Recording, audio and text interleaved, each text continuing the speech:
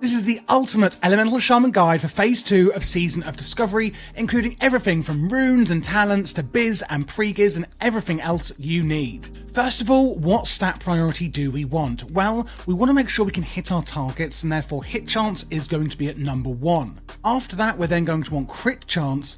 After that, it's going to be spell or nature damage, which are going to be equal to each other. The reason I do say nature damage is often there will be items that specifically have nature damage, and it'll be a lot more than the spell damage equivalent. Therefore, you would want to go with the nature damage one that you can get. After that, then we're going to want intellect, and if we've got nothing else, spirit. A lot of the gear I am going to be showing you will include all of these stats on, so you don't need to worry if you're going to be following the gearing guide coming later in this video. Something else I really want to show you very quickly is the Shaman skill books that now drop from dungeons. We as Shamans have one available in Phase 2 of SoD, and that is Totemic Projection, where we can relocate our active totem somewhere else, which is a really massive quality of life improvement for us. And it is something I recommend you try and get from dungeons before you reach level 40, if possible. Made much easier, of course, if you're already leveling through dungeoning.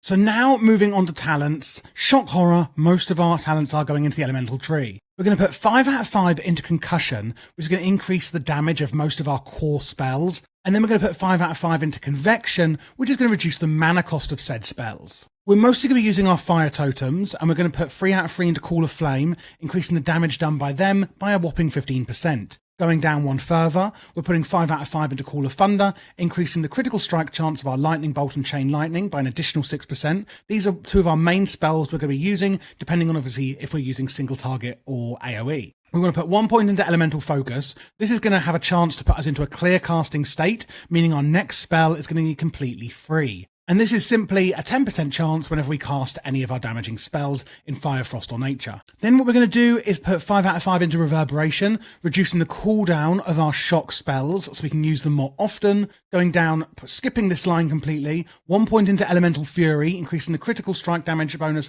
of our Searing, Magma and Fire totems, and also our Fire, Frost and Nature spells by 100%. We haven't got that many points left to use. We're going to put 5 into Lightning Mastery, reducing the cast time of our Lightning Bolt and Chain Lightning. And lastly, Elemental Mastery. We can actually use this every 3 minutes. And whenever we do, our next spell is going to have a 100% chance to crit and also be free of mana. This is pretty much the build we are going to use. Now let's have a look over at what runes we're going to use in Phase 2. So we're still going to go with Overload, just like in Phase 1, giving our Lightning Bolt, Chain Lightning, Chain Heal, etc. and Lava Burst a 50% chance to cast a second spell on the same target at no additional cost that causes half the damage. This is really fantastic. Always was and always will be. Shamanistic Rage is what we're going to put on our leg rune, reducing all damage we take by 20%, and you regenerate mana every second for 15 seconds. Mana regenerated per second is equal to 15% of your attack power, 10% of your spell power, or 6% of your healing power, whichever is greatest, and your party and raid within 40 yards will also receive 20% of the mana you receive this way, which is amazing for us and our raid or party. On the third and final rune for Phase 1 runes, we're going to go with Lava Burst, dealing a big old lava burstery spell of damage and stuff, all very elementalistic and shamanistic and all those things. But it's also going to do a critical strike if you have Flame Shock on your target. So do try and keep Flame Shock up on your target at all times when you use this. And you're going to be using Lava Burst, Flame Shock, and you can use your Lightning Bolt, etc. It's all quite a simple rotation. On the Waste rune then, which is the new ones, we're going to go with Power Surge. Each time Flame Shock, again, same spell we just mentioned, deals damage, it has a 5% chance to reset the cooldown on Lava Burst and Chain Lightning, and make the next Lava Burst, Chain Heal, or Chain Lightning within 10 seconds instant. Making Lava Burst up here in the hand rune even better. I am really, really enjoying this rotation, this spec so far in Phase 2. I think it is phenomenal. I'm so excited about so many specs in Phase 2. Now that we've I feel like it's rounding out the rotation and the spec a lot more. Don't get me wrong, I loved Phase 1, but it was just kind of I hadn't really played much Classic before, and Phase 1 was quite new to me. Having come from that into Phase 2, I'm now literally addicted.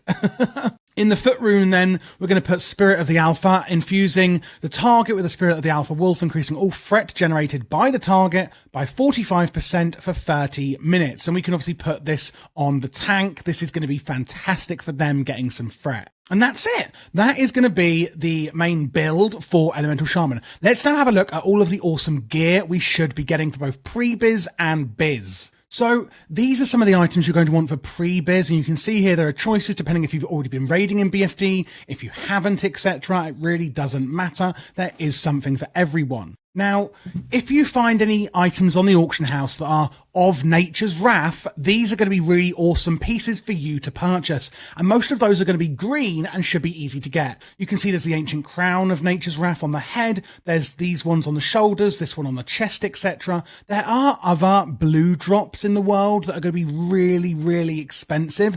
And honestly, I think it's just a waste of money. Things like Robe of the Magi and stuff like that, it's just not worth it. If you are coming in as well with tailoring already, with the extra planar spider silk boots from phase 1, keep these. They're going to be really, really useful until you get your Nomagon Biz gear. And apart from that, a lot of the stuff is the same as phase 1 for pre-biz. You've got the rings down here from PvP, the same with the trinkets and the Invoker's Void Pearl from BFD that drops off Akume. These are all still pre-biz and are really good. And you can see here, there's also a lot of items that you can just get from tailoring, like the Star Belt and Invoker's Cord on tailoring on the waist, and also the Dreamweave gloves and Black Mage Weave gloves on the hands, etc. It's all really quite straightforward. Apart from that, the only other item I would like to showcase to you is the Dryad's wrist bindings, which are from Warsong Gulch Exalted. And of course, let's take a look at the weapons. So looking here then at two-handed ones, we've got the Rod of the Ancient Sleepwalker is obviously pre-biz.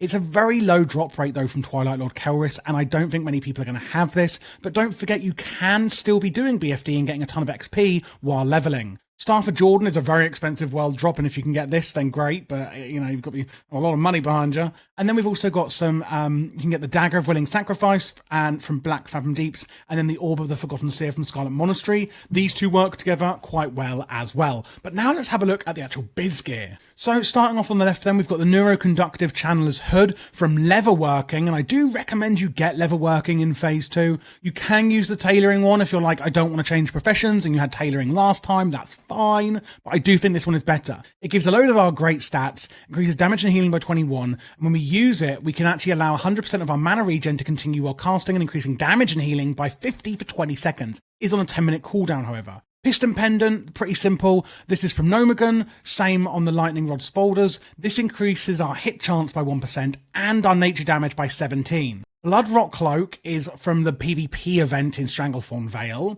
Then we have the Irradiated Robe. This is quite interesting. It takes off some strength and stamina, but gives us some nature resistance, etc. and intellect. Improves our chance to get a crit by 1%, increases damage by 23, and also our crit as well, I think I already said that, sorry, by 1%. This is going to be on the robe, the boots, and the legs, and you want to get all 3 pieces of these from Nomagon if you can. We've got the Ornate Dark Iron Bangles, again from Nomagon on the wrist, again increasing hit by 1%. The Glimmering Gizmo Blade is really good on the dagger with the Bloodstorm Barrier on the offhand. This one is for Shamans only, and it's from the PvP Blood Moon event. There is a really spec unique gear you can get from this, and this is obviously one of them. Going on to the hands then, we've got Dreamweave, which are from tailoring. By the way, ignore that it says tentative up here. This isn't tentative anymore. We've got this male one, increasing our hit chance by 1% again. This, I believe, is from Nomagon. Yes, irradiated, like I've already said, on the trousers and boots. The Conflagration ring is a unique equip, and there's a few different ones.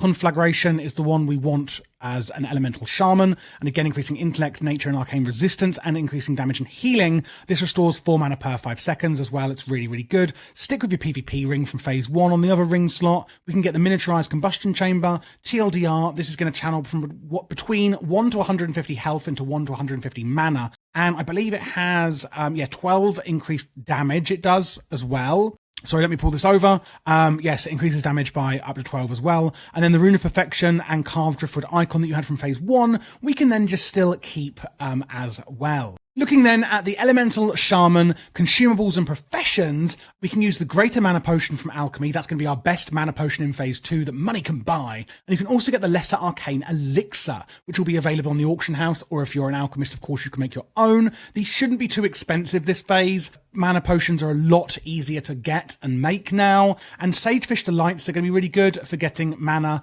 6 mana every 5 seconds off those. If you don't want to use those, then I do recommend you get the Spider Sausage. You can farm these in the northwest area of Dustwallow Marsh, and it's a really high drop rate on the meat. You can learn the recipe in Orgrimmar or Stormwind. Regarding professions, then I've obviously already spoken about getting leatherworking, but what do we do for the other one? Well, I've already said that alchemy could be a good idea, and that's also because of this over here, the mildly irradiated rejuvenation potion. It's only mildly irradiated, so I'm sure it'll be fine, but it increases mana and health and also increases your attack power and spell damage by 35 for 15 seconds. Otherwise, take Enchanting for this Enchanted Sigil of Innovation. Sorry, it says Rogue Consumables! It's not a rogue, I promise.